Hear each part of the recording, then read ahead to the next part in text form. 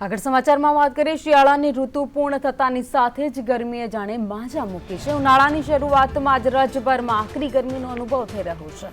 અંગ દજાડતા તાપથી લોકો હેરાન થઈ રહ્યા છે। રાજ્યના અનેક શહેરનું તાપમાન ઉંચકાયું છે। મોટાભાગના સ્થળે તાપમાનનો પારો 37 ડિગ્રીને પાર થઈ ગયો છે। આંકડાની વાત કરીએ તો સૌથી વધુ સુરેન્દ્રનગર, રાજકોટ અને ભુજમાં 39 ડિગ્રી તાપમાન નોંધાયું છે, જ્યારે અમદાવાદ, ગાંધીનગર, ડીસા, વડોદરા, મહુવા અને કેશોદ સહિતના શહેરમાં 38 ડિગ્રીથી વધારે તાપમાનનો પારો ઉંચકાઈ ગયો છે। કાળઝાળ ગરમીનો સામનો લોકો કરી રહ્યા છે, તો ગરમીથી બચવા માટે ઠંડા પીણાનો પણ સહારો અત્યારે લોકો લેવાની શરૂઆત કરી દીધી છે।